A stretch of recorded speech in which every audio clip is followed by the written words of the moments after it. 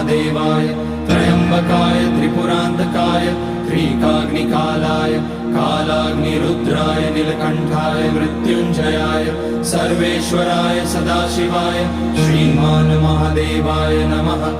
ओम नमः शंभवाय च मयोभवाय च नमः शंकराय च मयस्कराय च नमः शिवाय च शिवतराय च।